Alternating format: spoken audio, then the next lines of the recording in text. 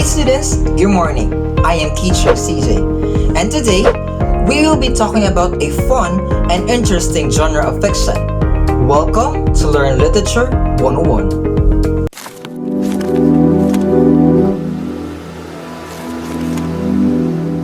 In our last video, we've tackled about the various genres of the 21st century literature. And today, we will narrow down our discussion as we elaborate the genre flash fiction. For today's objective, at the end of a 60-minute period, 85% pupils of the class will be able to, first, identify what is a flash fiction through a brainstorming activity. Second, show active participation in group activities through collaborative story creation activity. And third, create a flash fiction piece through a writing activity. But before that, let us first have an activity. Teacher Bea, take it away. Good morning, students! I am Teacher Bea, but before we proceed to our activity, I want everyone to go with their pairs. Thank you. Now, get a piece of paper and a ball pen. In your paper, write down a table with a story and not a story as its heading. After writing it, copy the statement flash on the board to its corresponding classification. The whole activity will be done for 30 seconds. Are we good? Okay, so timer starts now.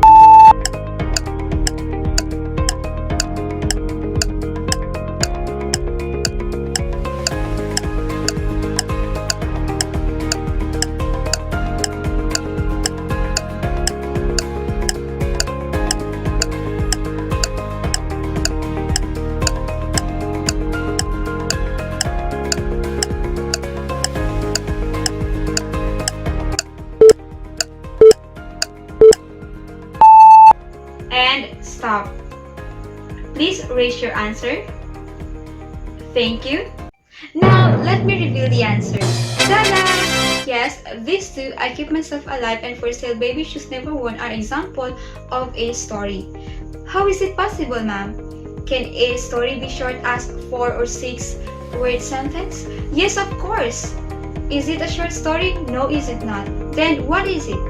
Well, these two stories are examples of flash fiction which we will be unraveling today. Got it? Okay, Teacher CJ, back to you. Thank you, Teacher Bea. Are you hyped with the activity, guys? Well, let us keep the fire burning as we discuss flash fiction. Flash fiction or sudden fiction is a genre of fiction defined as a very short story. While there is no set word count that separates flash fiction from other traditional short stories, flash fiction stories can be as short as few words like the examples given earlier. It is a favored genre among the English-speaking world's most celebrated writers for its ability to convey deep truths and universal human emotions in just few short paragraphs. In terms of its word count, it is composed of 1,500 words or less. Examples of flash fiction are Widow's First Year by Joyce Carol Oates, For Sale, Baby Shoe Never Worn by Ernest Hemingway, and Give It Up by Franz Kafka. As it is a genre of fiction, it is separate from other genres. That is, it has its certain elements that makes it a flash fiction. With that, Teacher Cyril, come on in. Thank you, Teacher CJ. Good morning, students. This is Teacher Cyril. You have already learned the basic concepts and meaning of a flash fiction, right?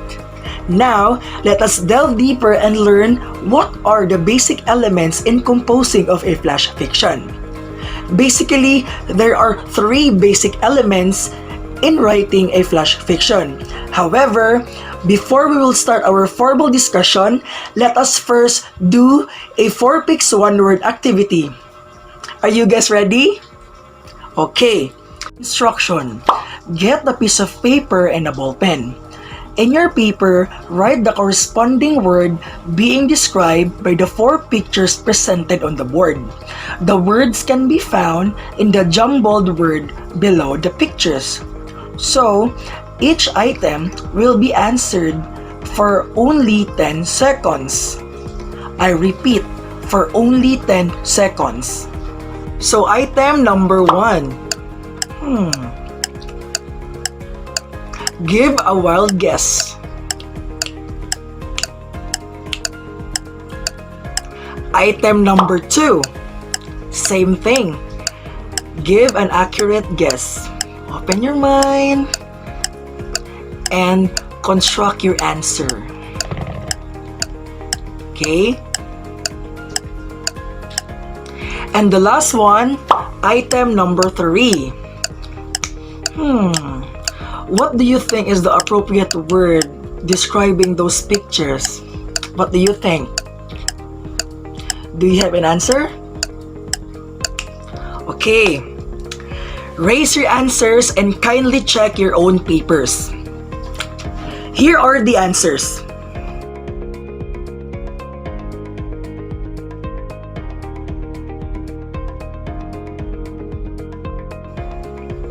Wow! Congratulations! You got it right! And with that, I will give you a 5-star.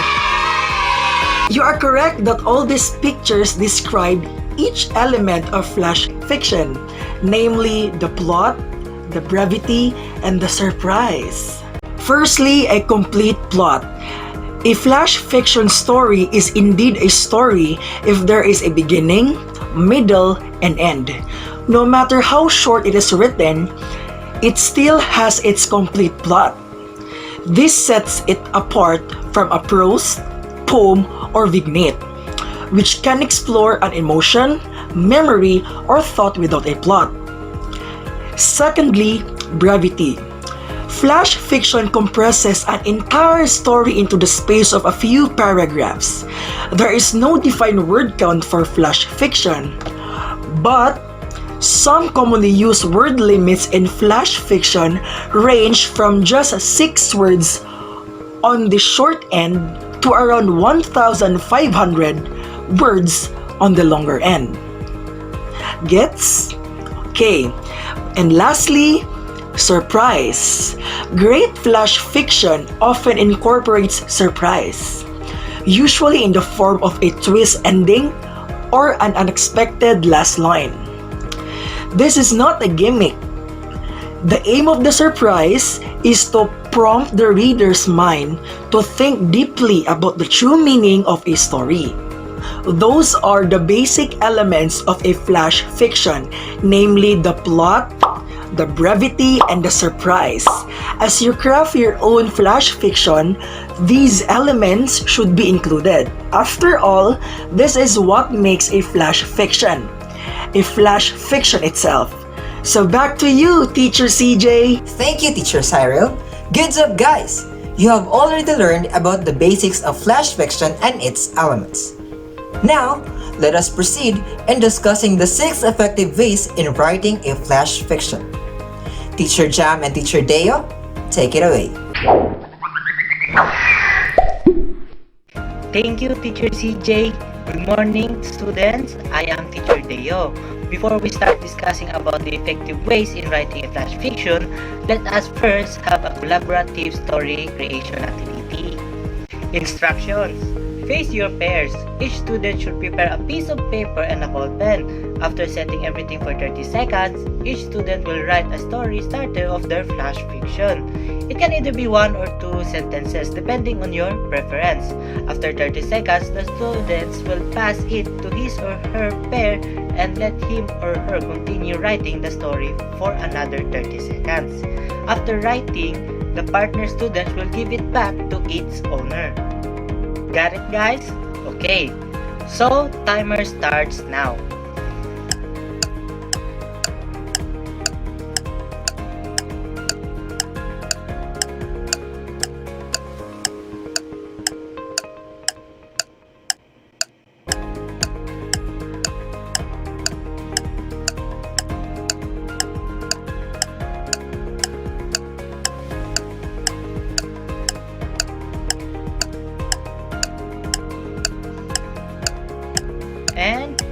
change.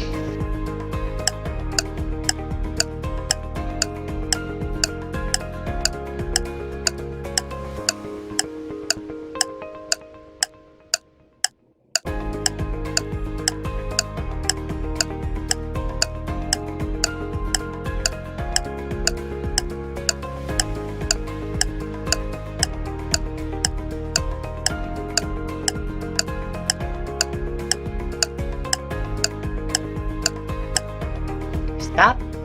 Okay. Try reading your story. Is it already good? No? Did you have any difficulties in writing your flash fiction? Yes? Well, writing a flash fiction is really a harder task. Though it is briefly written, it will take you even days to finish your final output.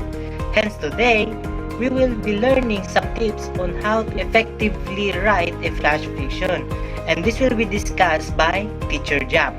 Teacher Jam, come on in. Thank you, Teacher Deo. Good morning, student. I am Teacher Jam.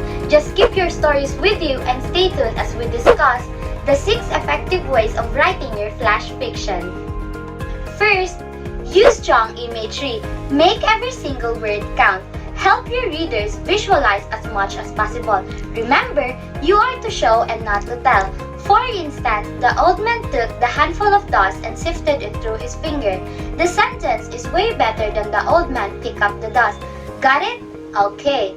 Second, stick to one moment. Do not try to cram in more than one scene into a piece of flash fiction.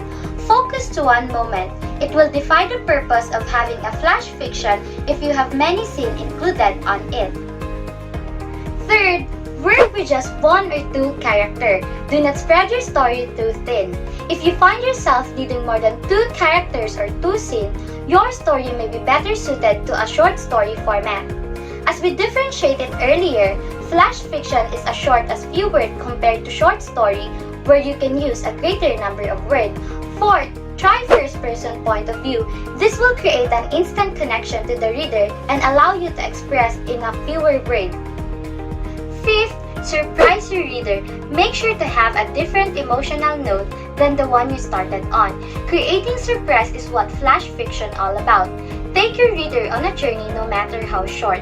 Sixth, make good use of your title. When you have a fewer words to work with, your title can pack a punch. Take Joyce Carol Oates' flash fiction story, Widow's First Year. The story simply read, I kept myself alive.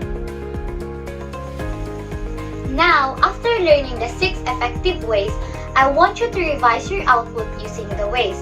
For 30 seconds, revise and finalize. Timer starts now. Student, always keep in mind to use the 6 effective ways that we discussed. Remember, you only have 30 seconds to do it.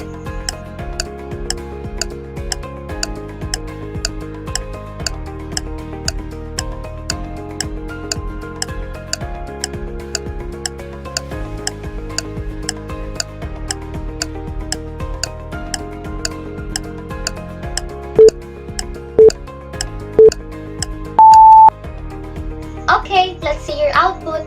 Good job! Very good. Now, you are closer to become a certified flash fiction writer.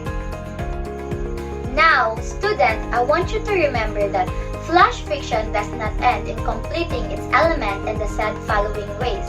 Consistent editing is needed until you arrive to your final output. After you complete a certain story, you need to proofread and revise and make it more compelling. Got it? Okay. Back to you, Teacher CJ. Thank you, Teacher Jam and Teacher Deo. Congratulations, students, for making your own flash fiction. Now, after learning about the elements, meaning, and the effective ways of writing a flash fiction, I have a question. What do you think is the significance of writing a flash fiction in improving one's appreciation to literature? Or in improving one's writing or communication skills? Do you think writing a flash fiction helps an individual in engaging to effective communication both in writing and in conversation? Well, subsequently, flash fiction can convey deep truths and resonate from all walks of life. As it is briefly written, It can entice the younger generation considering their limited attention span. More so, writing a flash fiction teaches you to fine-tune your writing, whittling away the chunks of exposition that is somehow unnecessary. It makes your writing lean and strong. Also, it gives you an eye for self-editing, thus enabling students to resolve miscommunication and engage in effective communication effectively and efficiently. And that's it for flash fiction. Pat your shoulders, guys, for doing a great job. Aside from flash fiction, there are still a lot of genres that you need to learn. So, for more interesting and fun discussions, do not forget to like, share, and subscribe to our channel. I am Teacher CJ, and this is Learn Literature 101.